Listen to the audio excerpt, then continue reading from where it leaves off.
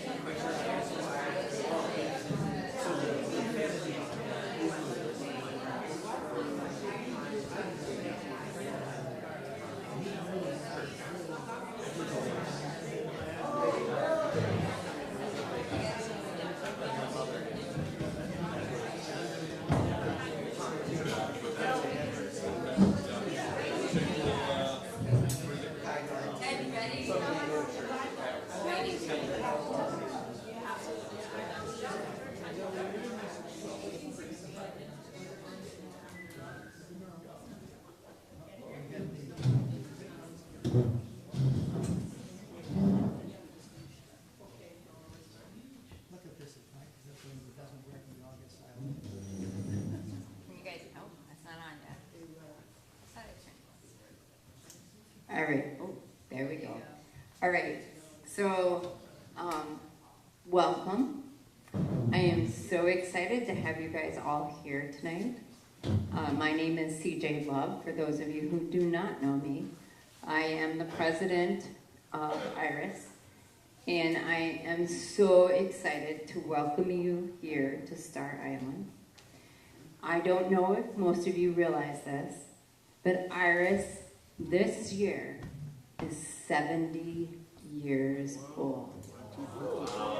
We have been an organization for 70 years that has looked at religion in an age of science. So, you know, this was the brainchild of Burho, and just bringing ministers together, theologians together with scientists, and having discussions and thinking, right? Thinking. And I think it's just wonderful because when I was looking, and I read this, if you read the beginning here of this orange book, so I'm going to read you, I wrote you guys a letter. So let me just read. So it says here, I'm excited to welcome you to the Institute on Religion in an Age of Science. And this is actually it might be our 68th conference because we kind of missed twice. But it's this, we call it the 69th Summer Conference. Habitability of your cosmic future, astroanthropology meets astroethics, where astrobiology, astronomy, and planetary science come together to invite us to consider the life in a cosmic context.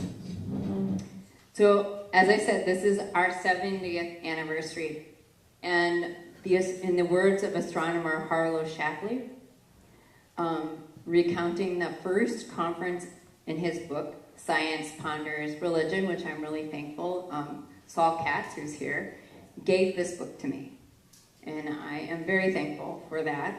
It's really, it's an oldie but a goodie. And he said this, and I want to quote him. On Star Island, which you guys have all come to, a rocky and treeless member of the Isle of Shoals, a few miles out to sea from the shores of Maine and New Hampshire, a group of some 200 explorers and analysts have in recent years held week-long summer meetings to ponder on the inborn nature of man. So that's his word, but we can say humanity. Our goals and the place and space, time, and biological evolution are meaning it to the world, and the world's meaning to us. We are citizens of the universe. One of Star Islanders reminds us. And I think this conference on our 70th anniversary truly is a dedication to him. Because I don't know if you guys realize this, but Harlow Shapley actually discovered where we are in the Milky Way galaxy. He was the one that placed us. So he was looking out into the stars. That was what he did, right? So here we are, again, looking out, away from our planet, into the stars, right? So I think this is a very apropos conference on this anniversary. So tonight, there's a few things that I want to announce. First of all, tomorrow morning, there's a couple changes. So your orange book here on the back has a schedule. And there's a few things you need to know. Unfortunately, our minister currently is coming to the island tomorrow. She was sick. So the Star Island minister will be doing our chapel talks. So tomorrow. So we will actually have a chapel talk. It just will not be by the minister that's listed here. So Matilda will not be with us. FYI, if you guys like really cold water, there's this polar bear swim. I have never done it because it's way too early in the morning for me. Do it. No way. 7 o'clock in the morning. Ask my husband, I am barely awake.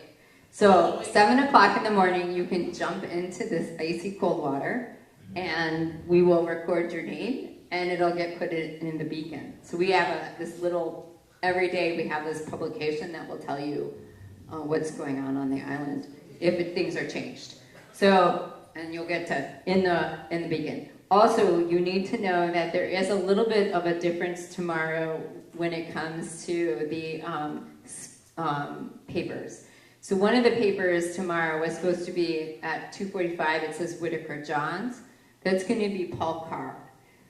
Paul Carr and Barbara swapped spots. And that's at 2:45. So Paul will be at 2:45 tomorrow. And then Barbara will take his place. So for those of us also who have been coming to the island over and over and over, and this is home in a way for this week, I also want to make sure that you are aware that John Teskey died on the 21st. He was not much older than I am, and he had a heart attack. So those of you who haven't heard, I want to make sure you are aware. Now, there is a memorial service, and in the memorial service, we recognize all of our members who have died this week, or not this week, but this year. Geez, we were in the middle of this council meeting yesterday, so we had our council meeting, and we find out about this. So it was a kind of a jarring thing for us yesterday, so I'm kind of still stuck in that. But that is happening on Friday, I think. Does someone see that on Friday? Oh, it says Wednesday. We'll try to work at moving that presentation so it doesn't happen at the same time, because we have had quite a few of our former members pass away this year, and we want to be able to honor them. So with all of that, tonight we're very excited for Ted to come up and Ted Peters to talk to us. Okay, you guys, so when I am this young scholar, right, I got my PhD in theology in 2014, so 10 years ago. And here I am, this young scholar, and I get to read Ted Peters' work, right, as part of what I do. I've always been in science and religion. I've always kind of bridged that gap. And it is my honor to tell you that one of my idols is here to talk to us and to lead us through this week. So Ted, can you come up here and give us your presentation?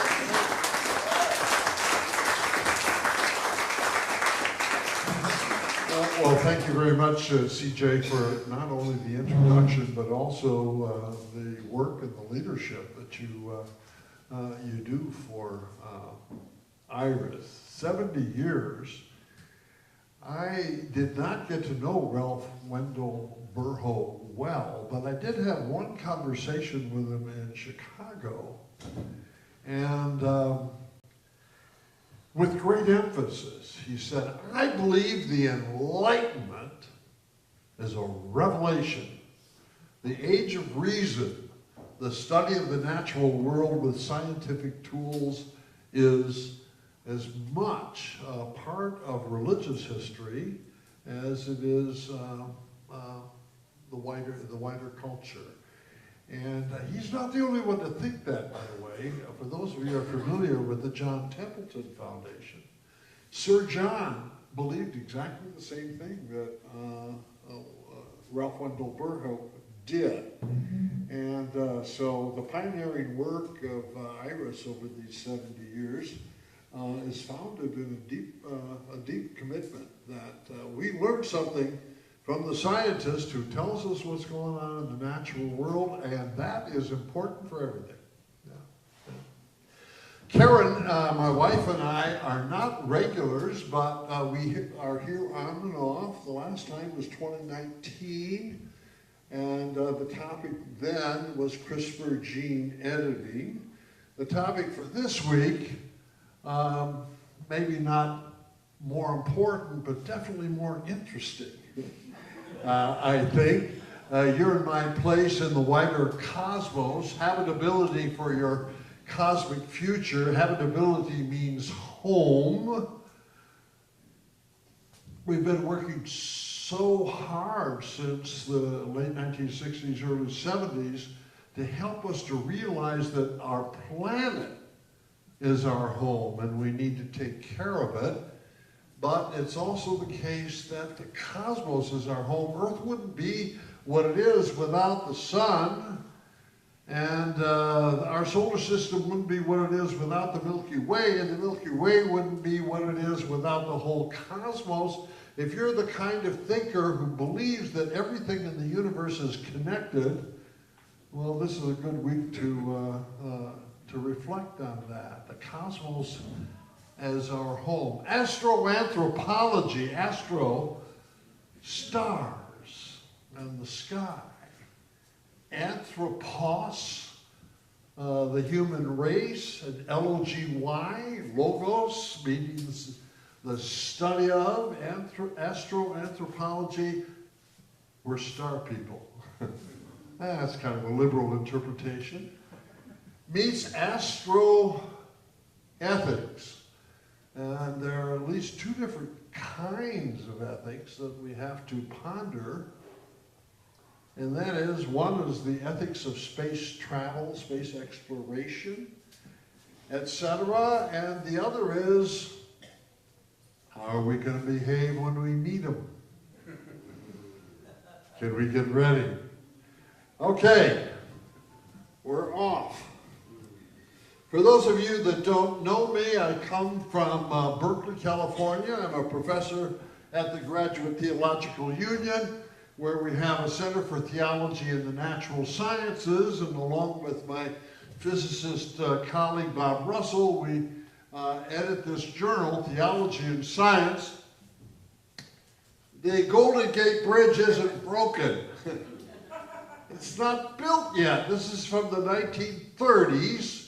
And we want to see science cross the bridge towards theology, and we want to see theology cross the bridge towards science. We've got to build the bridge. That's what we've been doing. Recently, if you see copies of our journal, you'll see the bridge is complete. I don't know if we're ready for that, but that's what we think. I like the astrobiologists mainly because I like the subject matter they study. So here's just a couple of books that I've been involved in. Here is one with scientists and ethicists dealing with astrobiology, science ethics, and public policy. And then another one I helped co-edit on astrotheology, that is to say theological reflection on what's going on in the sciences. Maynard, my co-planner, says, Ted, make sure everybody knows we do science first and religion second. Okay. Everybody got that? Huh? Here's a more complicated definition, but let me say one of the wonderful things about teaching in Berkeley is that we overlap with the University of California at Berkeley, and they have more scientists than Orange County has orange trees. And so I get to team teach. This is Carl Pennypacker from the physics department at Cal, and he is a specialist of dark matter and dark energy. And we're teaching this course on astrotheology. This is a graduate student of ours, and the one in the middle is a guest lecturer from a planet orbiting Zeta 2 Reticuli.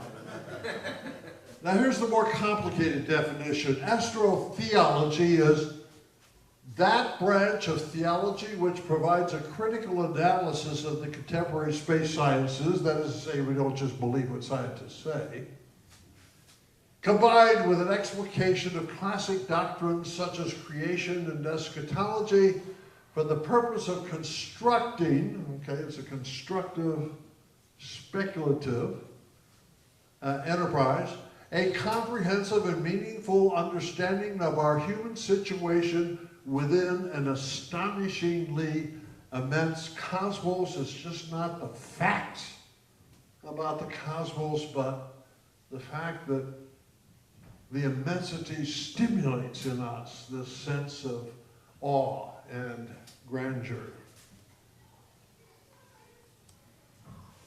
Okay, the questions that we're going to be working on this week, I'm going to deal with some of them tonight, defer others totally to the other speakers, and just hint at some of them. How would expanding humanity into outer space affect culture, arts, and many other aspects of human civilization? We already know something about this through fiction, right? Our imaginations are really working. Would that get enhanced, deepened, or expanded with new knowledge? Number two, what impact would contact with alien life or even alien civilizations have on human religions? I'm going to spend a lot of time on that one in the next few minutes. Are ancient doctrines deep enough to grapple with the mind-boggling vastness of space? I'm going to touch on that one as well. I frankly think that one is a little misunderstood. I'm going to try to offer some clarification. Would our biology and anthropology apply to alien life? Are they going to be like us or different? What does it mean to be alive? Well, Lucas Mix is one of our speakers. He's an expert on this. You'll tell us what it's like to be alive, right? Thank you very much. Would aliens be intelligent and spiritual in ways that we can relate to? Well, we have no empirical evidence, but let's guess.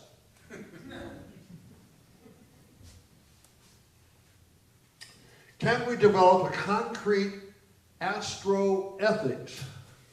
By that, moral principles in planetary perspective. If we're going to think about anything beyond Earth, we better start with the whole Earth and not just the Pentagon.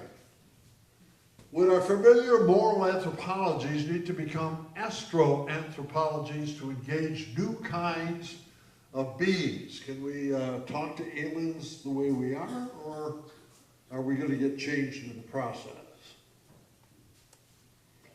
Would Earth-sourced colonists traveling to Mars and beyond be so changed as to become alien Conrad Sozak, who was with us back when we were here in 2019, has looked speculatively into the question of genetic modification of astronauts that we send to Mars or to other offer sites where the gravity is going to be so different.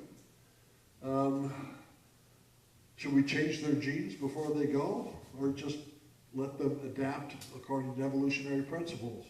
Would our ethics need to become astroethics to prepare people for planetary journeys? At any rate, those are questions for the week. I'm going to limit myself to a couple of them here, and this is the one I'll spend most time on. What impact would contact with alien life or even alien civilizations have on human religions? And related to this, intrinsic to this, are ancient doctrines deep enough to grapple with the mind-boggling vastness of space? So fasten your seatbelts, that's where we're going. First, the Copernican principle. You probably have heard of this, but we'll do it again. In our cartoon, the alien says to the teenage girl, "When are you going to realize you're not the only being in the universe?" So, are we going to get de-centered if we think cosmically? All right, here's one version of the Copernican principle, which I took out of Scientific American. The Copernican principle states that the sun, not the earth, occupies the center of the heavens, and that a spinning earth, as well as the other planets, circles around this fiery orb. Oh, very nice scientific fact, right? But we're not done. Second sentence. It is a worldview. Wait a minute. We thought this was a scientific fact, but this is a worldview that asserts that we are not the center of all existence. We are not special. In fact, we are as dull as they come. Is that science? So the Copernican principle has a scientific component and a non-scientific component as we try to tell us that we are dull. Here's Jennifer. Jennifer will be with us Tuesday, I think.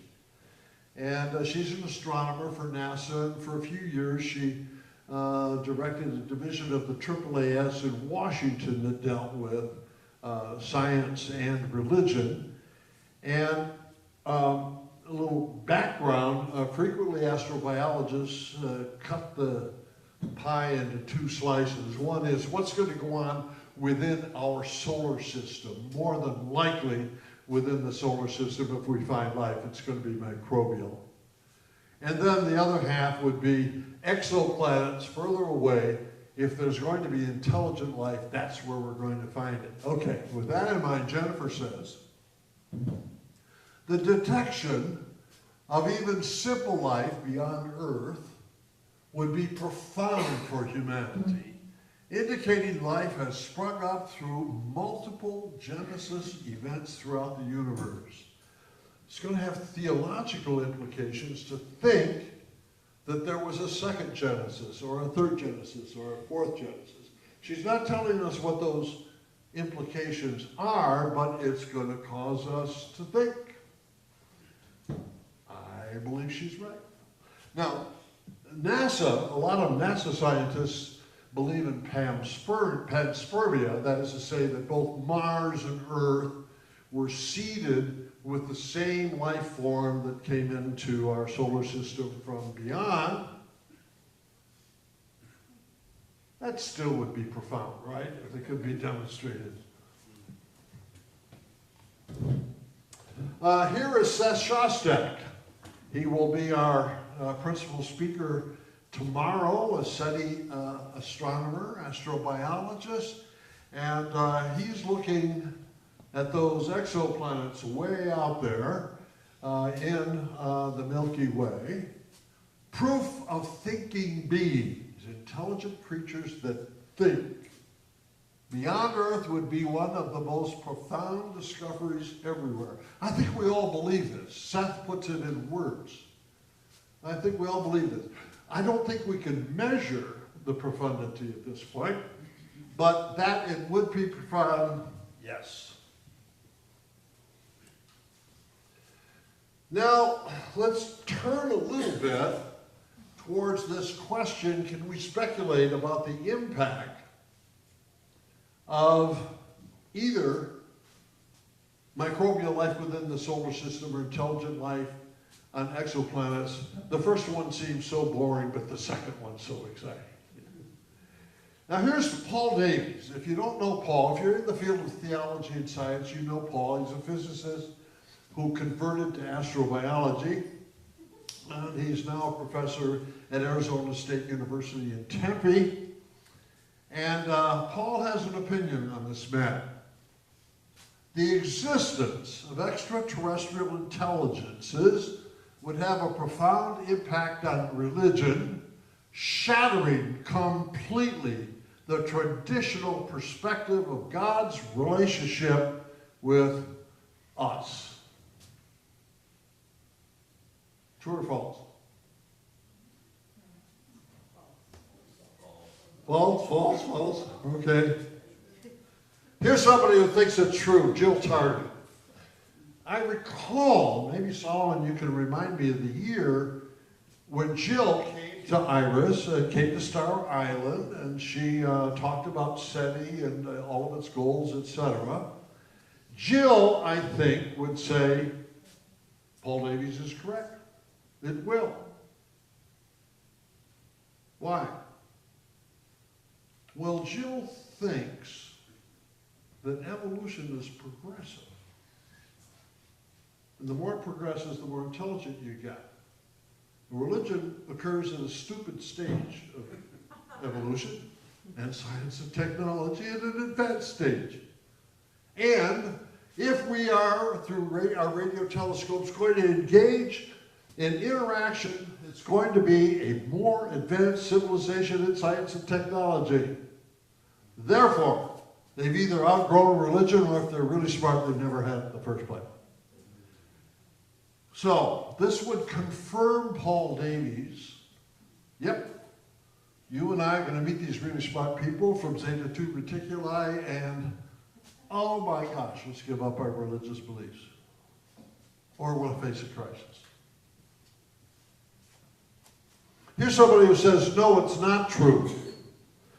This is Tom Wright, biblical scholar, historian actually, formerly the Bishop of Durham. We are not the center of the universe. Note he's addressing the Copernican principle here. God is not circling around us. We are circling around him. The earth and we with it go around the sun, and God and his cosmic purpose. Copernican principle doesn't buffalo him. I doubt if aliens would buffalo him. I haven't asked him. The next time you talk to him, Lucas, ask him this question, okay? So I decided to formulate a hypothesis to try to research the question as to whether or not Paul Davies is accurate or not. And here's my hypothesis. Official confirmation of the discovery of a civilization of intelligent beings living on another planet would so undercut traditional religious beliefs that Earth's religious traditions would face a crisis. Or if Paul Davies gets his way, it would destroy it, okay? True or false? Well, let's ask our ancestral Roman Catholic theologians. What did they think? Well, if we go back to the 12th and 13th century, the question of whether or not aliens live on other planets was something the theologians talked about. They weren't afraid of the question. So here's St. Thomas Aquinas. Are there other worlds in the sky like ours? Remember, nobody thought of a flat earth. Everybody knew it was round. And are any of those lights in the sky round planets like ours? And do they have intelligent creatures just like us living on those planets? And he had to discuss interesting questions such as what's up and what's down. The center of the planet is down. Can you have two ups? He finally concludes, no. There are no other planets out there with intelligent creatures that constitute a world. What was his argument? Because the Bible's, no, it had nothing to do with the Bible. It had to do with Aristotle. For Aristotle, perfection comes in circles and balls, right? A soccer ball is perfect because it doesn't have any edges. So, for St. Thomas, our earth has a center, we live on the surface, and it expands out. God isn't going to make two perfect spheres with life. Interesting argument. 800 years ago, was he afraid of aliens? Not in the slightest. Okay, he was a professor at Paris, and two successors after him, his chair is taken by this guy, John Buridan. John Buridan considers exactly the same question. Are there other worlds out there with living beings? He has a different answer. And he says, we hold from faith. Now, wait a minute. Thomas had argued on the basis of natural philosophy. He's going to argue from faith, and that means revelation. That means the Bible. We hold from faith that just as God made this world, so God could make another or several worlds. So here's the point. The matter of extraterrestrial life was debated already 800 years ago. You could come down on one side, you could come down at the other, and if you're a student at the University of Paris, you could go to the bar and you could drink and you could talk about your two professors. Nobody's afraid their religion is going to collapse if they come up with the wrong answer. What about today's Roman Catholics? Let's ask them. So I conducted the Peters ETI Religious Crisis Survey, which we asked people who self-identify as religious, what do you think? Is your religion in jeopardy or not? I had a graduate student named Julie Freilich, and she helped construct the questionnaire and the interviews, etc. All right, here's one question the Roman Catholics got. Actually, everyone got the same question. Official confirmation of the discovery of a civilization of intelligent beings living on another planet would so undercut my beliefs that my beliefs would face a crisis. Agreed, 8%. Look at all of the strongly disagree and disagree groups. And those who don't know, in the ivory. Overwhelmingly. Roman Catholic is going to say to this question, no problem. I don't have a problem.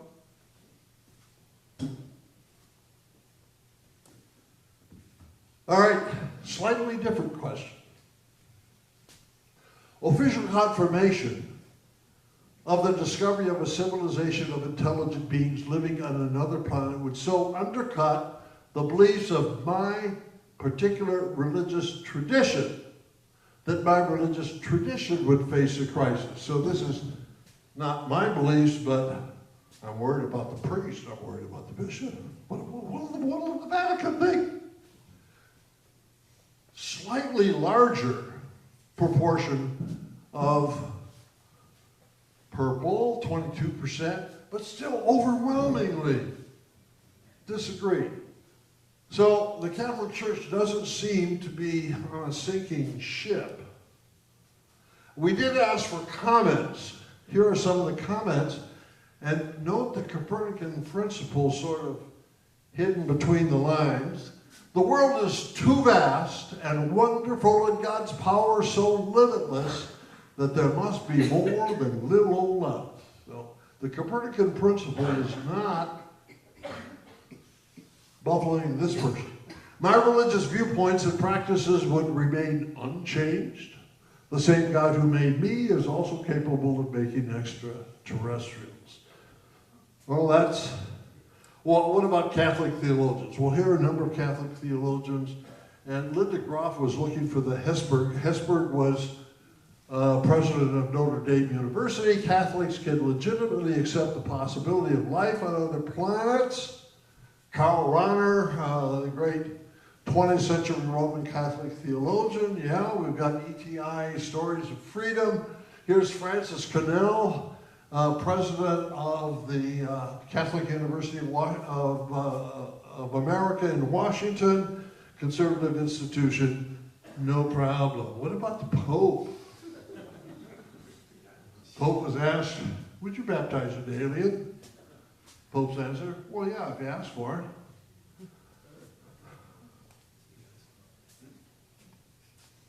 How about mainline Protestants? You remember them? They almost disappeared. And what would they say to this first question?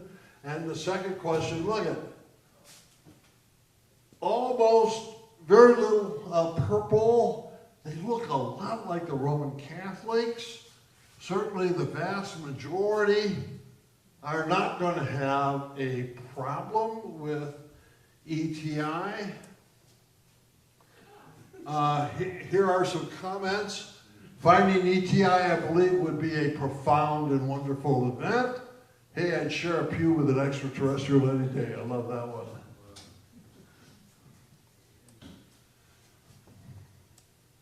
Protestant theologians, here's Christopher Stendahl, formerly dean of the Divinity School at Harvard and then Archbishop of Stockholm in Sweden. That's great. Talking about the Copernican principle.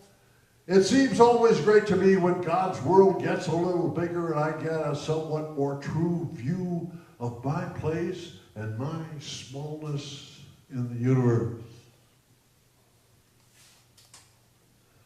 What about evangelical Protestants? And my survey wasn't smart enough to distinguish between evangelicals and fundamentalists, so they're both in the same group. Same thing.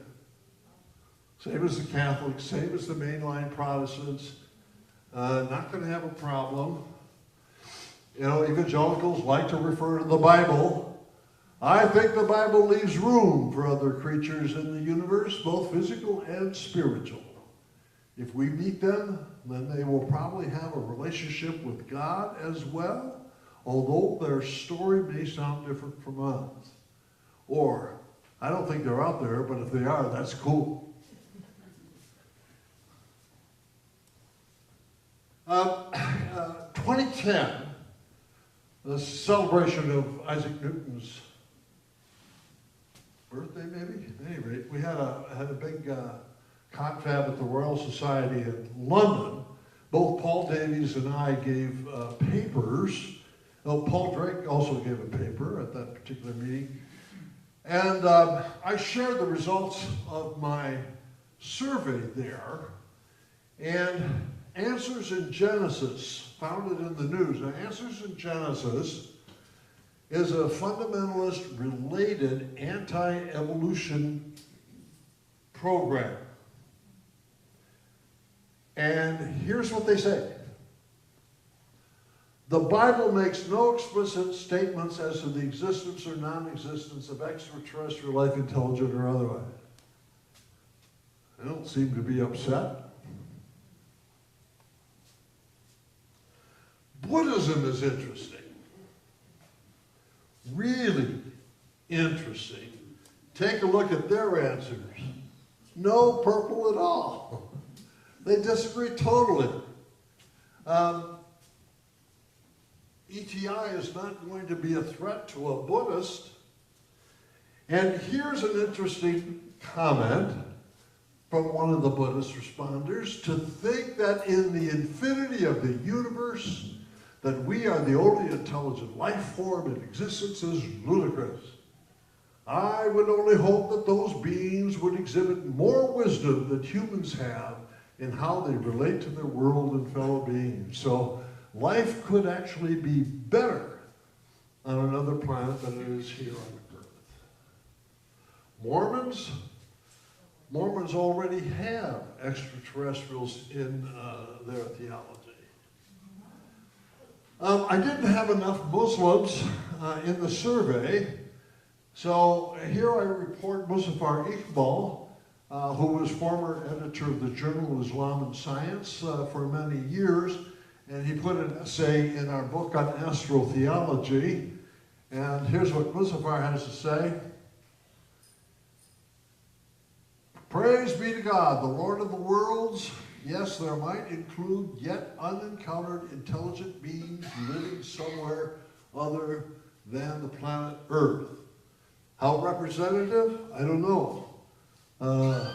Maybe you'll tell us, Sam, in a couple of days. Good. There weren't enough Jewish people to be statistically meaningful, so I called Norbert Samuelson at Arizona State University, who knows Paul Davies and others, and he wanted to play on the notion of alien. Aliens are different from us. And thinking of Jewish history, this feeling of having to work with alienation then informs what he says, the God of Israel, who is the God of the entire cosmos, is the most alien, the paradigm alien being of all the other aliens. So if we have to deal with the God of Israel, certainly we can handle some visitors from outer space. All right, now I'm going to come to the end of this survey, and something interesting happens when we get to the category of the non-religious. I did not distinguish between the atheists and those people who are spiritual but not religious. If we ran the survey again, I want to do that. So we have both groups here. But watch what happens when we talk to the non-religious. Again, almost no purple. My non-religious point of view will not be upset. Now, here's another question that you haven't seen yet. Oh, wait a minute.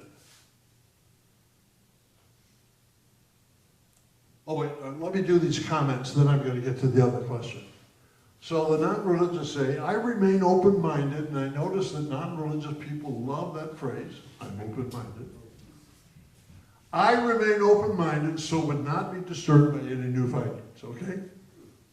I hope we do find life beyond our planet. I have an open mind as to what shape it may take and what influence it might have. Third one. Discovery of ET would not affect my personal belief system because I'm a stone atheist. I do search for ET and think we will come across some one day. Finally, I don't identify with a religious tradition. For those of us whose belief in God is based on experience, extraterrestrial life would only add an interesting theological factor to our theology. So that's the kind of thinking we get with the self-identified non-religious. Now, here's another question. Even though my religious or non-religious viewpoint would remain unaffected, contact with extraterrestrials would so undercut traditional beliefs that the world's religions would face a crisis. Look at all those who agree. I don't have a problem, but they'd have a problem. So on that particular question, if we compare the answers in all of them, look what stands out.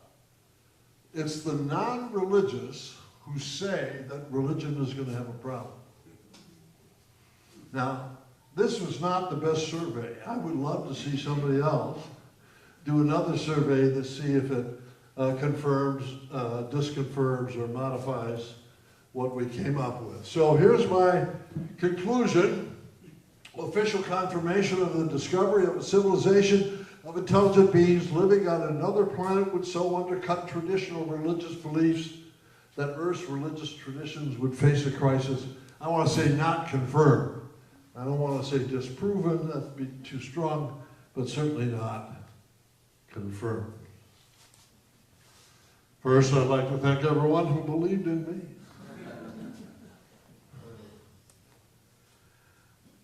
Here's another question. I'm done with the kind of religious impact question. And I want to take a look at those words intelligent and spiritual. And as I mentioned, Lucas John Mix, astrobiologist and theologian, looks very carefully at this kind of thing. And we have to think methodologically about projecting what we understand to be life as we know it, as we try to understand what alien life might be like. We're going to have a method that is flexible.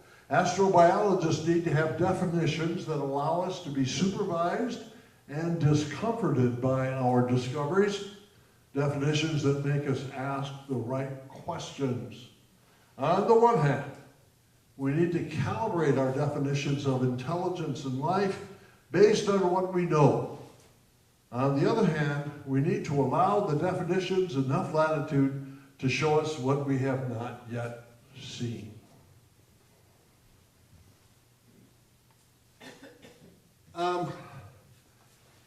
CJ, I need to check on time here. You're good. I'm good, okay.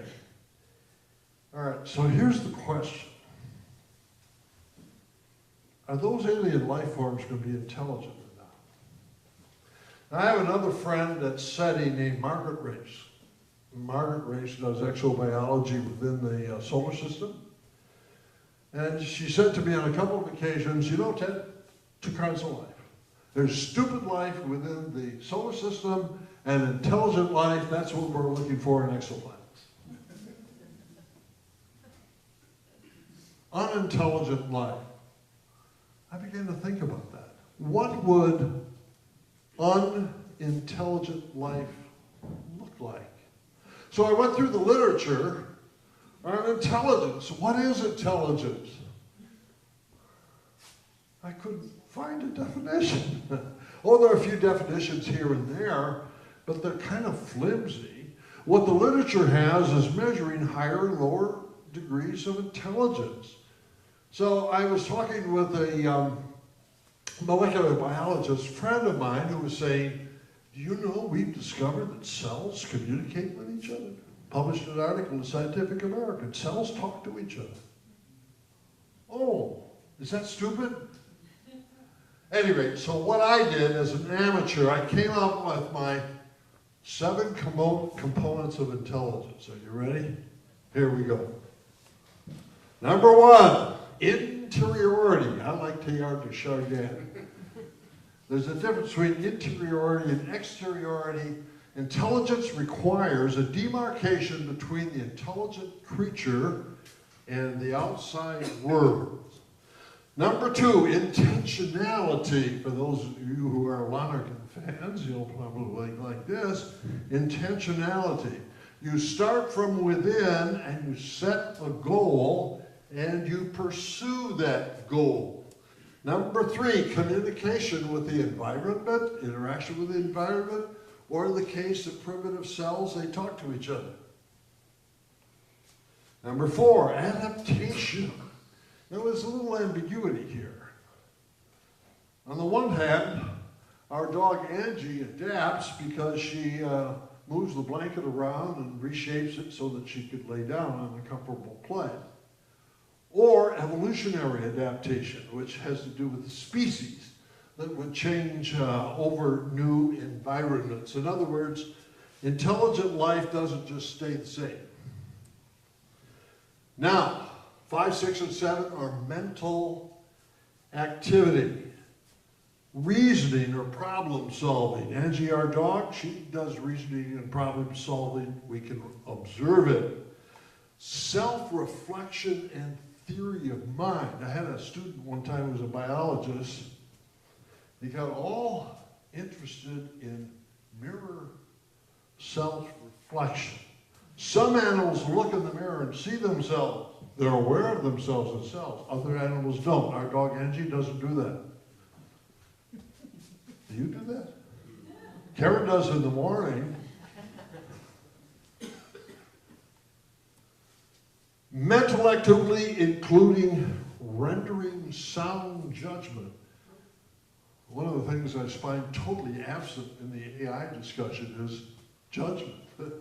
Most epistemologists think you don't have knowledge until you've rendered a judgment. Okay, Angie the dog in our house doesn't have all of these characteristics, but you and I have all of them. So when we're looking for intelligent life on another planet, what are we looking for? If I'm a SETI astronomer, I'm looking for technosignatures. I'm looking for that civilization which in science and technology is so advanced that it has produced what science and technology produce here on Earth and we can see it. Angie the dog would be invisible if I'm using those kinds of instruments. What role does your theory of intelligence play? So I decided to try this out. I went to AppSciCon, which is a place where, and you've been there, and where astrobiologists talk to each other, and I gave my paper to, and I had about 60, maybe astrobiologists in the room. I wanted to get their reaction. And they said, thank you, Dr. Peters, we know all this. Nothing new. So the category of stupid life and intelligent life probably doesn't distinguish two kinds of life or two kinds of intelligence. It's probably what can our instruments detect or not detect. Okay, then we had the word spiritual in that question. Here's Billy Graham, evangelical champion for many decades. I firmly believe there are intelligent beings like us far away in space who worship God. I don't know what his empirical evidence is, but he's looking forward to the religion of the aliens. Now I'm going to switch gears again. CJ, you better give me a little, can I switch gears? Yep. All right. UFOs. What has really been interesting since 2017, when the New York Times had its great expose on the U.S. government studying, and they changed the name to UAP, unidentified aerial phenomena, unidentified anomalous phenomena, anything to kind of get away from the previous stigma of the phrase UFO. And a number of organizations have popped up in which serious scientists want to talk about this topic, but they don't want to get shunned at cocktail parties. And here are a couple of them. The Scientific Coalition for UAP Studies are very active, and these people, they like data. I think data is safe, right? Data, more data. How are we going to get data? What kinds of instruments are going to use to gather the data? The Galileo Project, a good deal more ambitious at Harvard University, headed by Israeli astronomer Avi Loeb. Got a lot of blue ribbon scientists there. Society for UAP Studies is kind of the new kid on the block. And again, the whole framework is, when we get together, we're going to talk within a strict scientific framework so that nobody can suggest that we're putting our prejudices in this study. And then after 2 sips on the martini, we're talking about the extraterrestrial hypothesis. So it's motivated by the grand vision. Now I want to talk about the ETI myth. Is it possible that there lies within the laboratories of science a myth?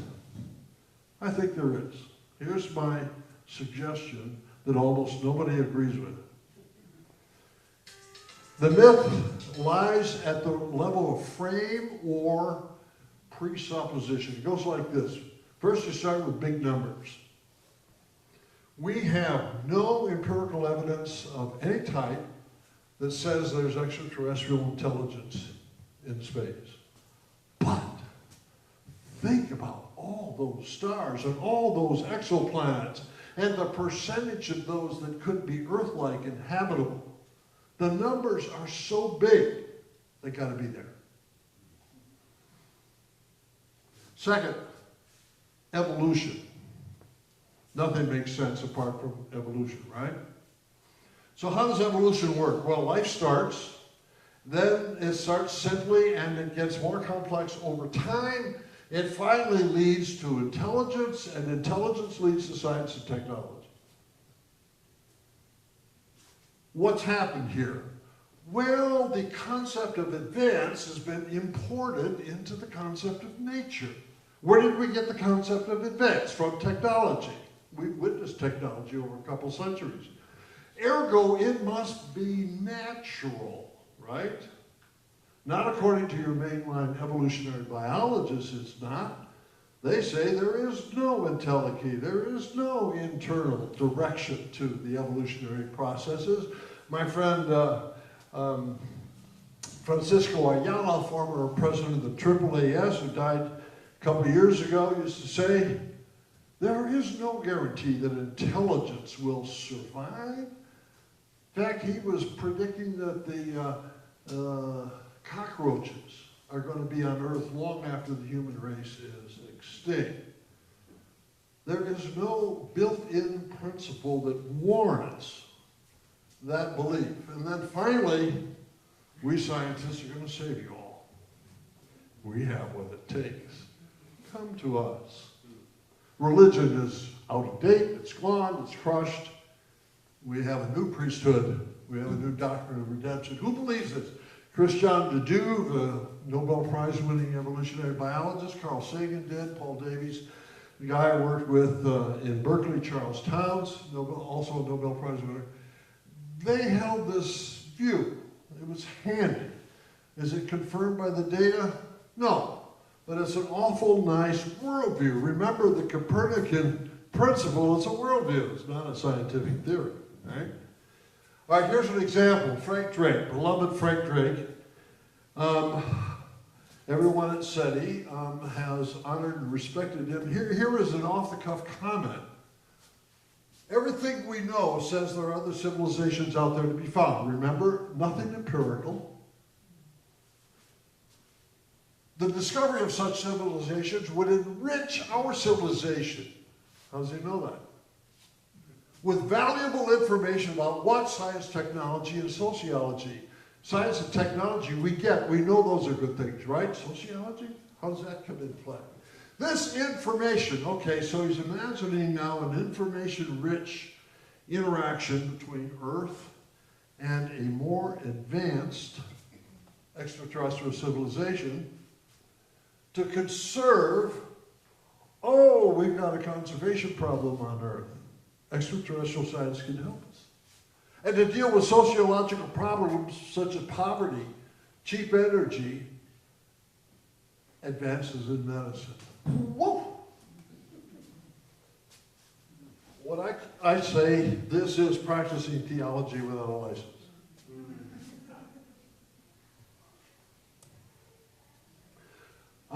I have another colleague, Chris McKay at NASA, the Mars expert. I was visiting Chris in his office, walked out of his office, and on the mural is this painting. It's huge, I don't know, 12 feet long, maybe. Let's take a look at this piece of art. Read it from left to right. Here the planet is coming into existence. It's being bombarded by extraterrestrial debris. It's hot, it's molten. But the biota, the preparation for life are here. And here we find life forming in the sea, and then we get to DNA. And then over time, life gets more and more complicated. Finally, we're getting to the fish. and to the amphibians, and the amphibians crawling up on land, and then we get to the dinosaurs. Oh my gosh, we've really got life going now, but it doesn't stop. It keeps going. Here's the human race, cooking dinner over fire. Did evolution stop there? Oh no, it kept going. Where did it go? It went to the observatory where all the astronomers and astrobiologists are connecting Earth with heaven. If you know anything about religious symbolism, you know about the axis mundi that connects Earth with the heavens. And there it is. So I said to Chris, take a look at this. Is that really what you believe? He says, no, we know evolution's not going anywhere. Okay.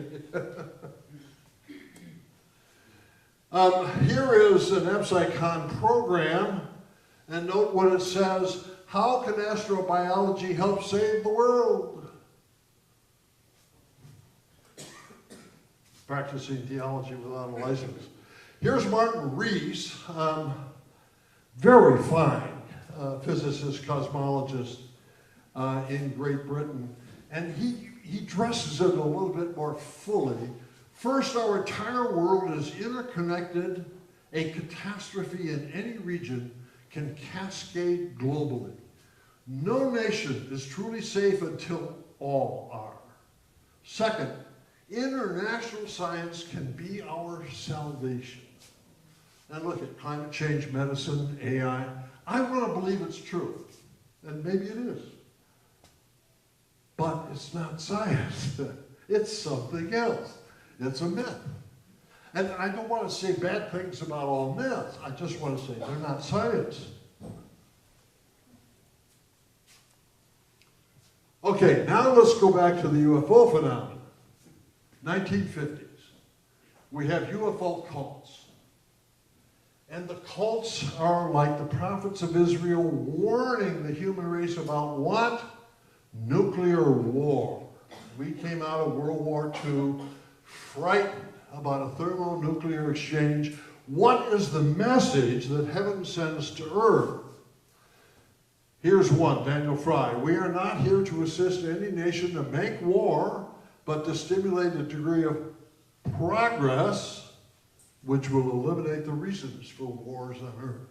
So the whole theme of the UFO cults in the 1950s and 60s was aliens are coming with their extraterrestrial science and technology to bring peace on Earth. And the first thing is the United States, Soviet Union has to stop nuclear arms testing. Now that's the 1950s and 60s and through the 70s. Then things change. Let's go to John Mack. How many have ever heard of John Mack? Oh, good, good. So John Mack, professor of psychiatry at Harvard, interviews people who claim to have been abducted by aliens. He listens carefully. What do the aliens have to say, and what is their impact, and he used the word spiritual, what is their spiritual impact on the abductees? Save the planet from ecological disaster, okay?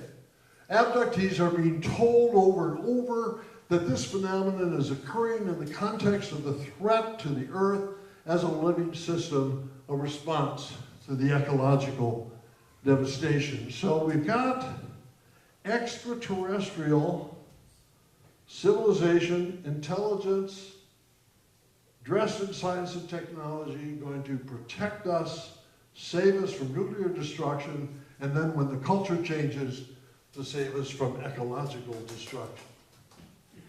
Here's Avi Loeb at Harvard. Extraterrestrials could save humanity. The geopolitical world we live in needs repair. Throughout history, humans hope for a messianic age of peace and prosperity. My take is that the Messiah will not arrive riding on a donkey, as suggested in Zechariah 9:9, but instead might be riding on a spacecraft. Good solid science, right? It is hard to deal with this subject matter without dealing with religion either explicitly or, in this case, implicitly and pretty obviously. Theology without a license. This is the article you mentioned earlier, Lucas. John Traffigan wrote an article recently in Theology and Science, and we're shifting gears now. As Earthlings go to space, he forecasts there's going to be a religious component, and the religion isn't going to be Islam or Hinduism, it's going to be civil religion. That is to say, a religious system of belief that is conflated and syncretized with politics and culture. Okay, finally, now I've got 5 more minutes, but do I? All right. 5 more minutes and then we'll take questions. All right, ethics. This is going to be quick because I expect other people to do the ethics for us. All right, here's astronomer Grace Wolfe Chase. Although science can and arguably should inform ethics, science cannot dictate ethics. A scientific method usually brackets out the questions of value, meaning, morality, etc. as part of their method. Therefore, you and I cannot do ethics without science, to be sure, but we don't go to the scientists for our values, for the distinction between right and wrong, for what an improved situation should look like. Science is not licensed to do ethics. Well, here are a dozen, the first 10 of a dozen, principles. I'm not going to go into them in detail, that are clearly on the agenda of scientists and people in public policy, as well as theologians and professional ethicists here. Just planetary protection is a big one. You've already seen that in action. When astronauts come home, we give them a bath, right? Because we don't want them to bring viruses that could kill us, etc. Intrinsic value of off-Earth life. You may remember the movie Avatar, right? Industry goes to another planet. Do you treat life there with intrinsic value, or do you send bulldozers to mow it down? Those are important ethical issues that should be debated as soon as possible and not wait until it's too late. Finally, next to finally, there's been an issue not too alive in the last couple of years, but it was a half dozen years ago, because Stephen Hawking and some others made this a big issue. Should we send messages? SETI listens, but should we send messages out into space so that other aliens can find us? Stephen Hawking said, no, don't do that. What if they have a big military and they come here and they take over Earth? And so this question has been one that has been debated with good points on both sides. Finally, if we do develop an interaction with at least one or more civilizations of intelligent creatures, then we're going to ask this question: how intelligent are they? What if they're a little dumber than we are? Boy. What if they're the same level of intelligence as we are? Does the doctrine of dignity apply? Must we treat them as a moral end and not as simply a means to some other end, or not? After all, in the Enlightenment tradition, beginning with Kant and others, we treat each other with dignity because we're each a rational person. Will that apply in this case? Or what if they're superior? What if they're smarter than we are?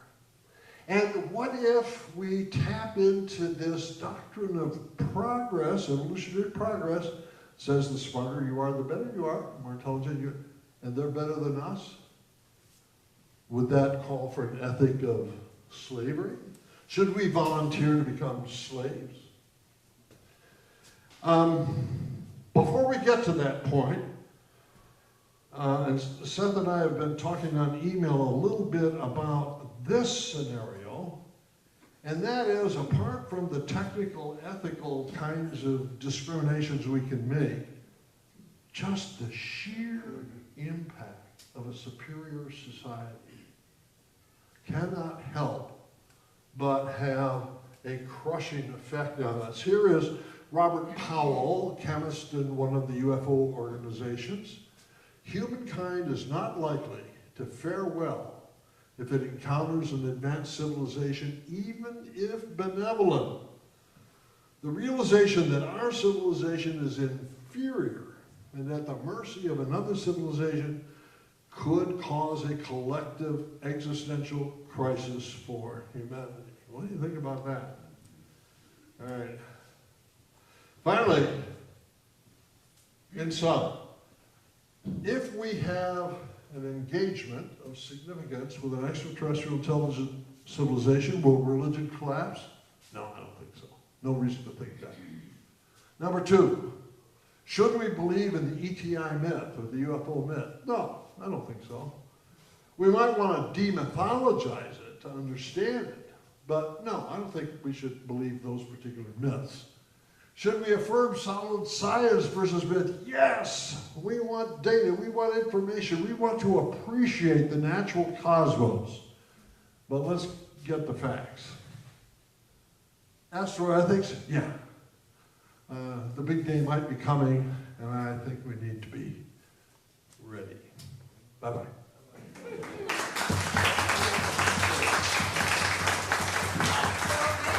I do not think we have a second mic right now, and tomorrow I'll make sure we have a second mic. But if you have questions, please stand up, tell Ted your name, and be very loud so the rest of us can hear you. Like me, right? Be loud. And then, Ted, if you could just repeat part of the question back so people Alright. know what that you're asking. So, is there any questions at this time? I will entertain questions. We'll just start over here. Go ahead. I suppose. Hi, everybody. Well, I'm a Give us your philosopher. I'm Andrew Davis. Be speaking Wednesday morning, and looking forward to engaging with everybody. Ted, you know I'm a philosopher. I like metaphysics. I'm going to be talking about that. It's going to be nerdy. I want to know, where do you see the role of philosophy in relationship to science and theology with respect to this discussion in particular?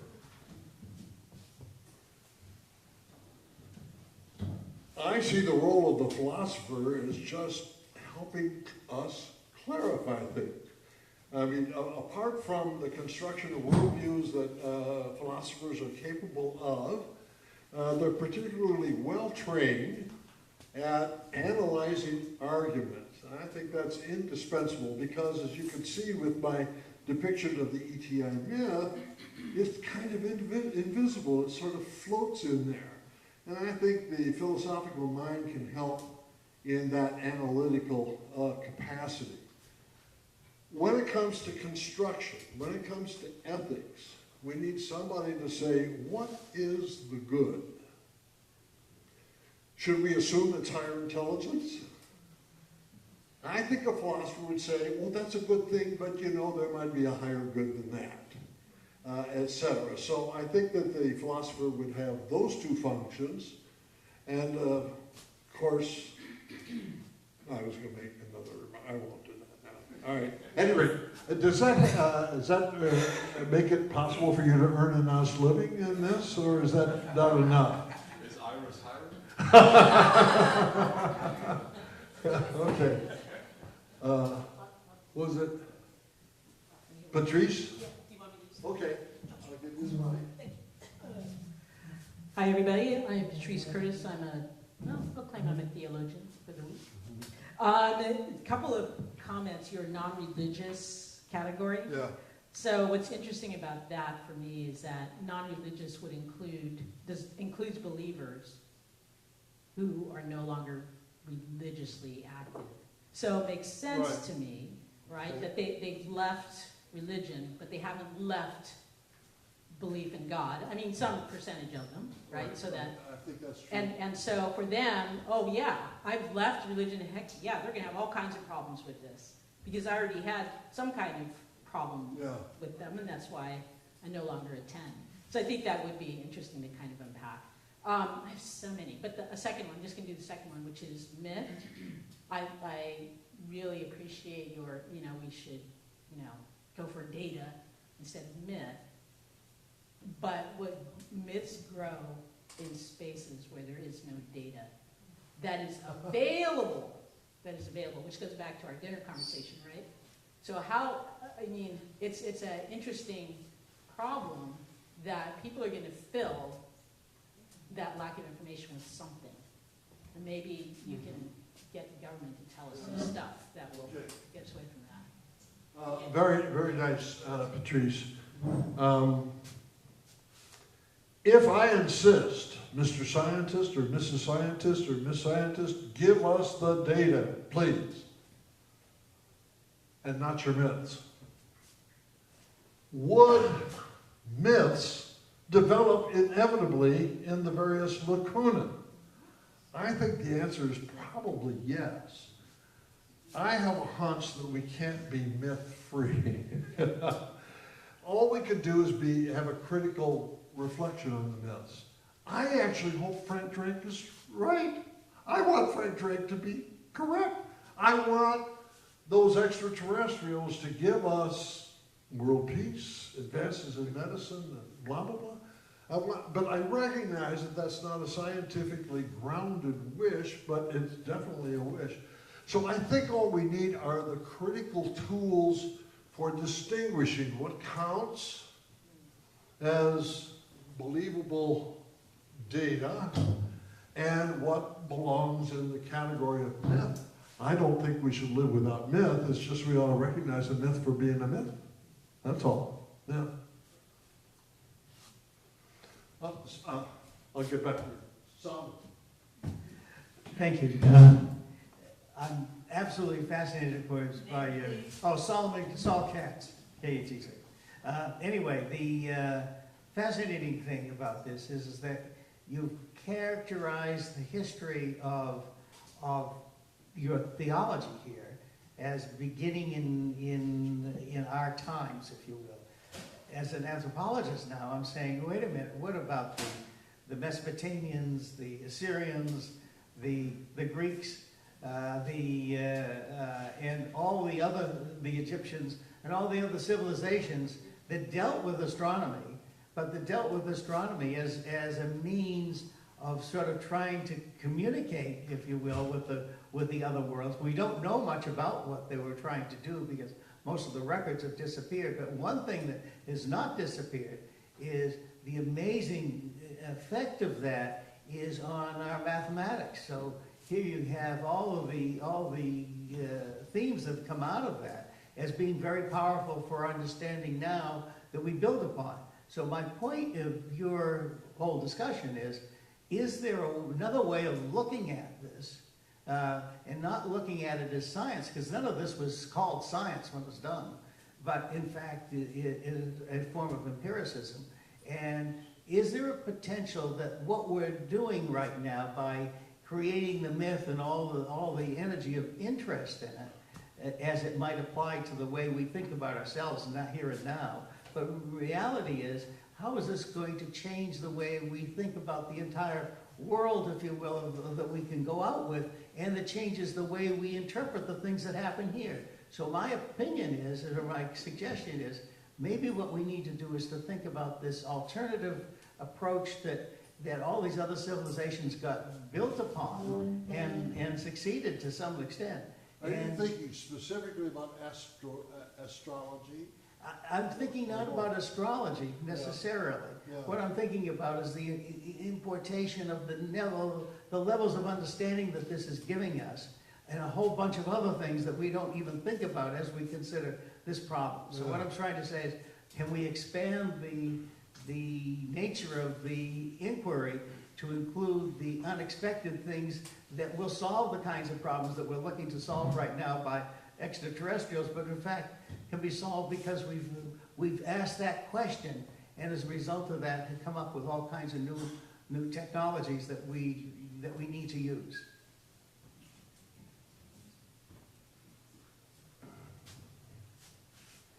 I cheat, I take a shortcut with phenomenology of religion. And my observation is that there's a correspondence between the inner soul and the cosmos as a whole. Our soul thirsts for a bond with all that is in the cosmos. And as the cosmos gets bigger and bigger, our soul demands more and more. And I think if we look at ancient astrology, like I say, I'm cheating now, through this lens, what you get with astrology is the most magnificent thing we can perceive, the stars, and it governs my everyday life. I think that's the sensibility that is coming to expression there. And I would say whether it's the UFO phenomenon or what astrobiologists do, that sensibility is at work, and it's going to be coloring whether we do it scientifically, poetically, or whatever art we have. That inner need to be at one with the whole cosmos makes the discussion religious not in the traditional sense. I mean, religious in the phenomenological sense. So I'm thinking about Egypt now, okay? So the Pharaoh tells this myth. There's the sun god, top god, in the sky. It shines light down on me because I am the son of the Pharaoh. So let's tell this myth because it empowers me to be the ruler. So the Egyptian myth capitalizes on this inner connection between the soul and the cosmos in order to justify political hegemony. Well, that's what I see going on with the ETI myth. Come to us. We are the priests. We connect heaven and earth. We're the ones most powerful. We're the ones that deliver salvation. All those religions, they failed to deliver salvation. Science can stop thermonuclear war. Science can cure the planet. And so the religious sensibility supports a myth like that, and Israel tried to break those myths. They don't work. And had a hard time doing it. So that's my take, and I think that might be different than the take you just kind of gave us, right? Yeah, okay. One more. Quick. Hi everyone, my name is Shoaib. I'm the speaker for Friday. I just had a quick question about your survey, Ted. Your interviewees, were they just academics and seminarians, or did you go out and speak to the laity? Because I think there's a massive disparity between these two circles. No, they were some religious leaders, but then lay people of all walks of life. And if the survey were to be done again by people more professional than me, you would have these sociological categories much more clearly defined than what we had here. It's also the case, this was what, 16 years ago? So that's why I say, I would love to see Pew or somebody do this again with more refinement than what I was able to produce. That's what I want to say. I didn't confirm or disconfirm. I disconfirmed the hypothesis. I didn't prove it wrong. All right, can we all give Ted a round of applause? Thank you so much for opening us up in such a wonderful way. Okay, so just so you all know, we are going to have a candlelight service tonight, and in 5 minutes out on the porch here, you can pick up a candle and you go up to the chapel, and it is non-denominational. It's a lovely way to end the evening. So I do encourage all of you to go and try, especially those of you who have never been to STAR. It is unique to our conference. It's not going to be every night. So please take advantage of it. You know, go to the restroom, grab a drink of water, whatever, and then everybody congregate out on the porch. Marjorie? Part of the custom is to remain silent after you pick up your candle, and in a reflective manner, travel up. Right, so we go up there without talking, we come down without talking. When you're on the porch, you will wait for the bell. So someone will ring the chapel bell, and then that's your cue to go up. If you've never done it before, just follow someone who has. There's going to be plenty of us that have. So I want to thank you again, Ted. Thank you so much for a wonderful opening to our week. Let's give this another round of applause.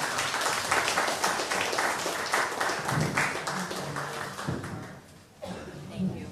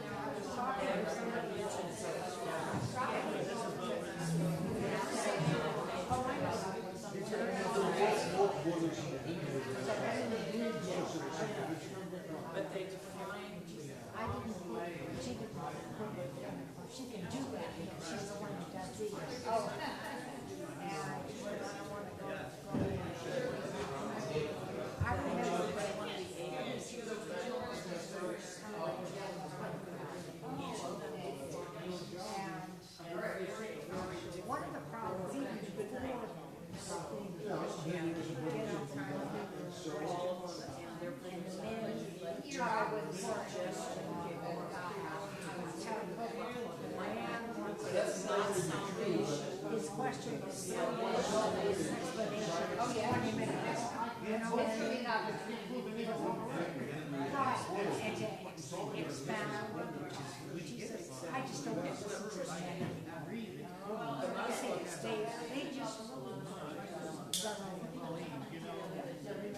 We met.